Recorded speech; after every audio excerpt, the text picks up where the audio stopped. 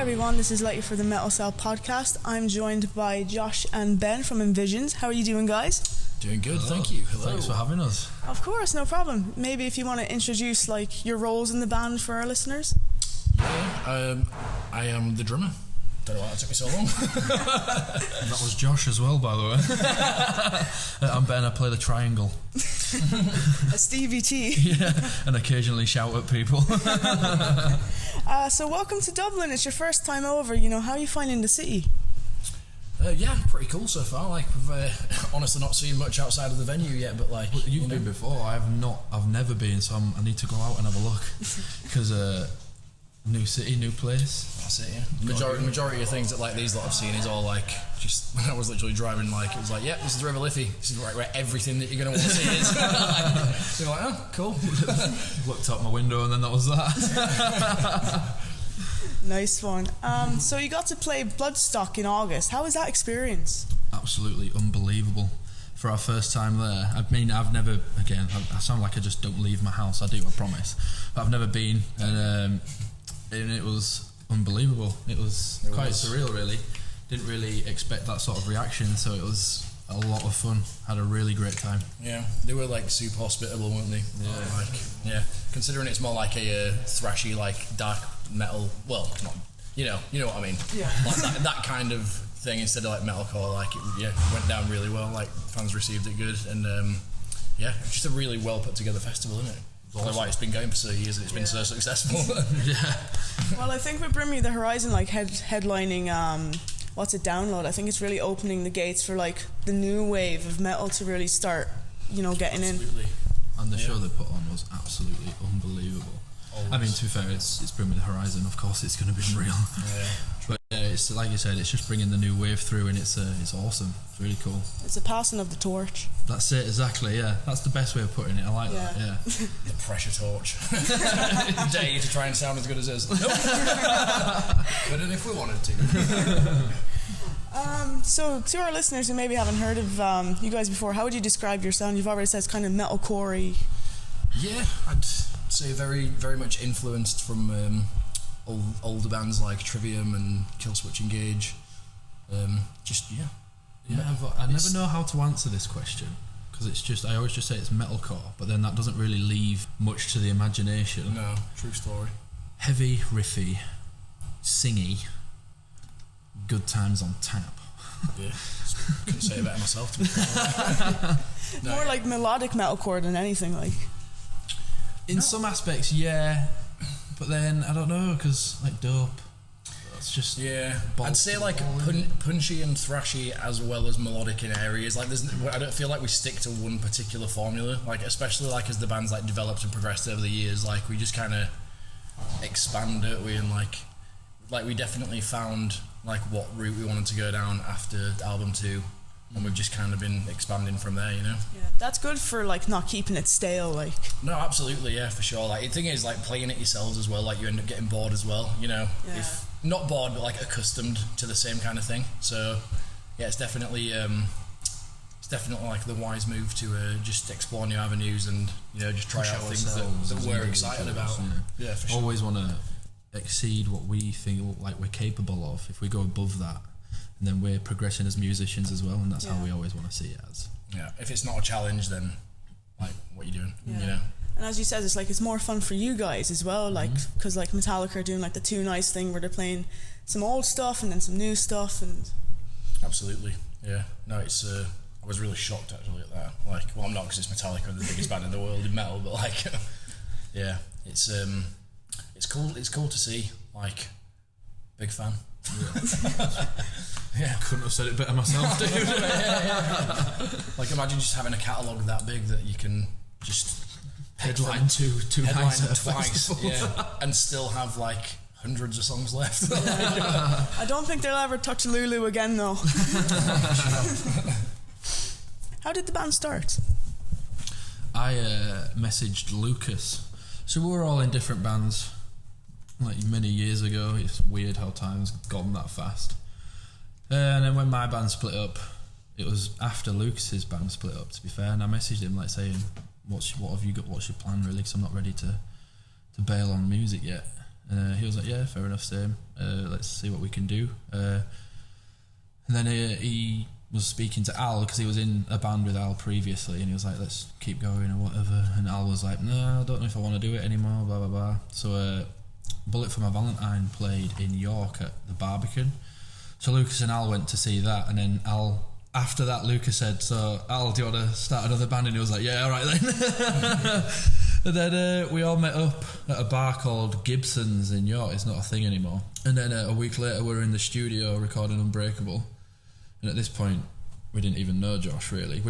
I'd played with him like maybe a couple of years beforehand, but we didn't really talk or whatever. We didn't know who we were. And then we had a bassist and a drummer.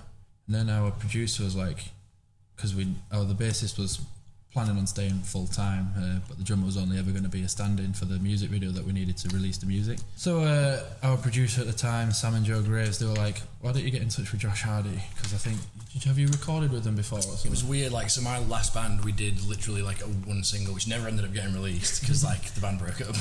Classic. So yeah, we just went in.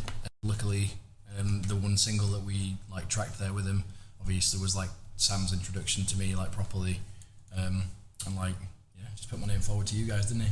Yeah, and then I messaged you, didn't I sent you Unbreakable, messaged you, and then we met up in Leeds, and then we told him a load of lies, and he said, yeah, all right. No, it was good. I could tell immediately, like, I'd had like a bunch after I'd kind of like not given up on music, but I'd just put it on the back burner for a while, and it had been like 2 years since I'd played, and I used to get like often like asked to like join other projects and stuff, and I'd listen and be like, oh yeah, cool, and then assumed it might be another scenario where I'd be like, nah, and I listened to the single, I was like, yeah, all right, that sounds well good. And then everyone was like just super on the same page, like we need to do this now, like we're gonna do it properly, and so far we are. So yeah, 8 years later, here we are. Yeah, absolutely, mate. Yeah, nice one. So your album Deadlock came out last year. How was the recording process for it? To be fair, it was weird because we started recording that when COVID was around, so felt like there was way less pressure to kind of hurry up with it, because nothing was really happening, so you had the time to really dive into it and really knuckle down and nail what we wanted to try and achieve with it. So it was nice to not have the pressure of this album needs to be done and it needs to be out at this point and so on, and whatever. There was no real timeline with it. So it was good to be able to really like look at the individual pieces of songs, see what wanted to go where and whatever. So it was a good process, regarding it was at a terrible time, if you know what I mean. Yeah. We were all like in our own little work bubble as well that we'd created, hadn't we? Yeah, because we couldn't we? So fortunately, we still were able to like be in the studio and stuff together. Practice and stuff. So it was nice to not have the pressure of this needs to be done and force it out, really. So it was good, and I'm glad we had that, because I think it sent us in. We finally found who we are and what we want to be and what we want to achieve and whatever. So it was nice to reflect on that, and it was at a time when COVID was here, things weren't happening for a very long time, and you saw bands kind of saying, all right, well, let's call it a day now, sort of thing, and leave things where they are. But we were like, it was something that we missed so much, and it was like a big chunk of our lives that we really needed back, and that kind of made it set in stone that we're all still on the same page. This is all we want, and it was everything kind of just helped. It was a terrible time for the world or whatever, but for us it really gave us that hunger even more than it, like you said, like once that was like stripped, for sure, mate. Once it's like stripped away from you, like you realise what a big element and like what a big part of your life it really is. Like we knew obviously anyway, but like as soon as it's not there and not an option anymore, you're like, oh cool, I do nothing. For me, I don't know about anybody else, but I felt like my purpose was gone, and that was huge. So that's when I was like, I need this back in my life. And we were like, so we found ways to be able to get to the practice room, because obviously those rules about you need to have your work bubble or whatever. Technically, we were a work bubble, so we made that work so we could get back into the practice room and make some noise, even if we weren't even nailing the Deadlock songs. We were just practicing old songs just because we wanted to be in the room together, playing music, doing after what we not playing absolutely for so long, loved. it was just fun. Like, it's just something to do. It was just such a release in like the shittiest of time, wasn't it? Like, but reverting back to the question, yeah, writing Deadlock was all right. yeah. Yeah, no, because one of, I guess, the good things that came out for COVID for me was one of my favourite bands, Have Mercy. Their drummer had unfortunately passed away, and they were going on a retirement breakup tour. Because of COVID, they couldn't. And then last year they announced they were recording a new album, so I was like, sick. So like, if COVID hadn't have happened, I wouldn't have Mercy. Yeah, that's sure, good. Yeah, it kind of gave people time to think, really like plan their futures, because people, I don't know what, but you're at home, you can get in your head a lot, can't you? So really thinking about what you want to do with your life, and it's good.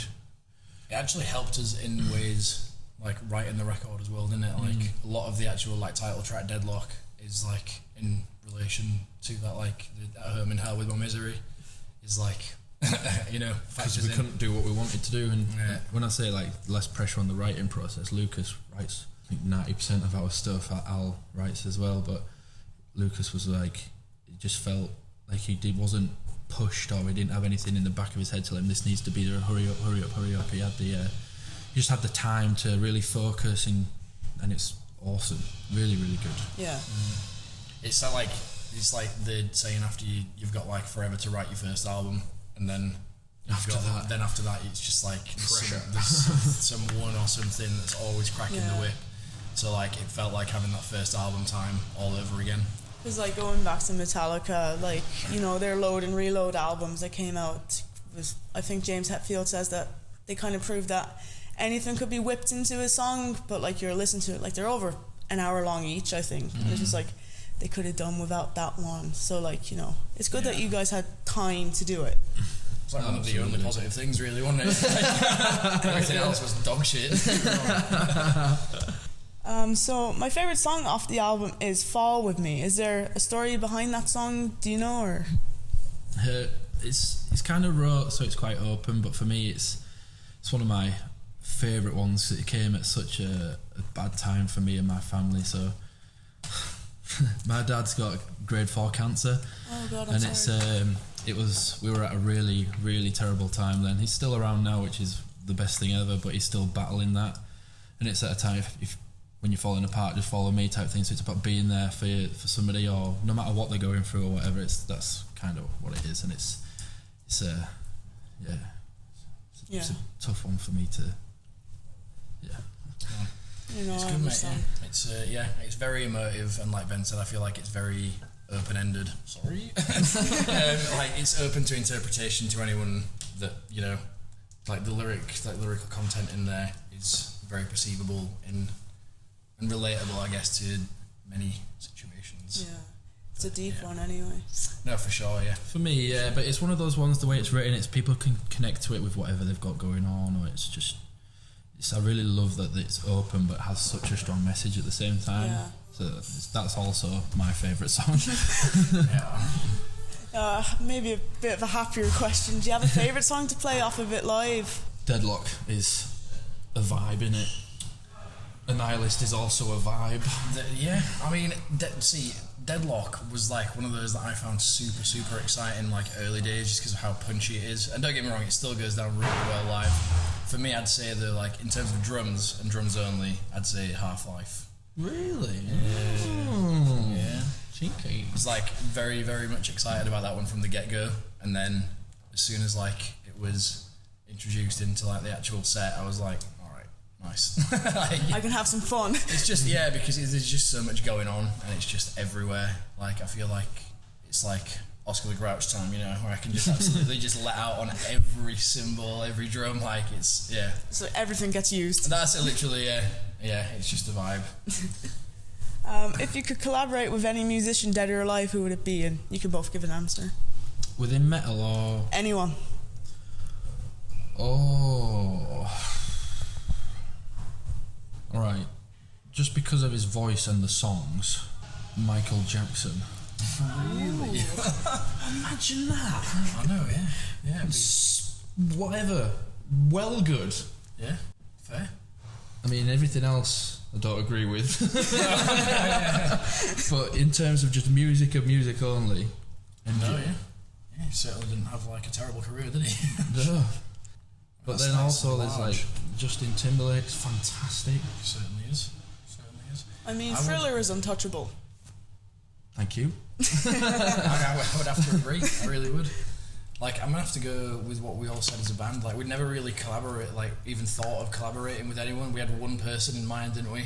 At some point down the we line, did, just because Ben's vocals are so like dynamic and diverse. Like, we never really had a need for like featuring feature vocals from anyone else. The one person that we all agreed would be absolutely unbelievable at some point was Snoop Dogg. He'd probably be down to do it, like. Exactly, but like it's just mainly because of how hilarious that would be. Nothing more than that. Like that would be so cool. A Gin and Juice remix featuring InVisions. There we go. just like a faster rappy metal part. Imagine that, but just Snoop doing it. Like, I mean, if Panic at the Disco can wrangle him, I'm sure you guys can. This is it. There we go. I reckon that'd be mint as well. We got to a point where we literally we'd found out, not that we were like considering or had a particular song in mind for that, but like we literally got to a point where we'd done enough research to find out how much it would be for a collaboration and everything, didn't we? Al, mate, a musician you can collaborate with, dead or alive. Who have you chosen? Michael Jackson. Michael Jackson. Who have you chosen? Snoop Dogg. Take your time, buddy. Cameras rolling over it. The Rev. Oh, yeah. Alright. Drummer in metalcore. I'd have to agree. Yeah. Songwriter as well. Yeah. Fantastic songwriter, yeah. Alright, nice one. Sick. Right, I'm off to Starbucks. No, that would be a collaboration. Michael Jackson, Snoop Dogg, and the Rev. Can you imagine that? Oh yeah. What a legend. Do you have any favourite album releases of 2023 so far, or any that you're looking forward to coming out? Christ, I feel like I've been so out of the loop. All I've been listening to at the minute is Billie Eilish and Khalid. When did Bad Omens release that album? It was last year, I think. Sad. Because that's fantastic. Yeah. I'd have to Absolutely unbelievable. I mean, the Polaris album is fucking unbelievable. Let's just put that out there. It's Unreal. immense. It's so good. I've been listening to Polaris since their very first EP, Damn. Dichotomy. And I remember like I was like, these are so sick, and I was like telling my old band then, and I was like, you should check these out or whatever, and they're like, well good. There's literally a video of me on Instagram screaming some of my old band lyrics in their like first t-shirt, and I'm like, pfft. And now I'm playing a show with them, which is lit. So this must be a dream come true for you, like. It's up there, yeah. It's great, yeah. It's one of those things that you never think it's going to happen, and then it happens, and you're like, nice one. Yeah. It's been like the last two summers though as well. hasn't Like, it? It's just been the last two summers have been nutty. So let's go with Polaris.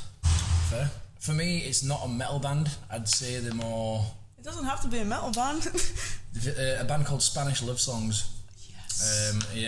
They're a weird one to describe, really. I'd say they're like heartfelt indie meets more proggy rock. Have you listened to them, Michelle? I love them. Yeah, they're unbelievable. I've never listened to them ever. You've listened to them a lot in the van when I've been playing them, mate. They will make you cry. Really? Yeah. They're phenomenal, yeah. They're not actually love songs at all. They're just songs about growing up and being a legend. Right, okay. What did you think of Brave Faces, everyone? Yeah, good. That's the release after. What's the first one called? Can't remember.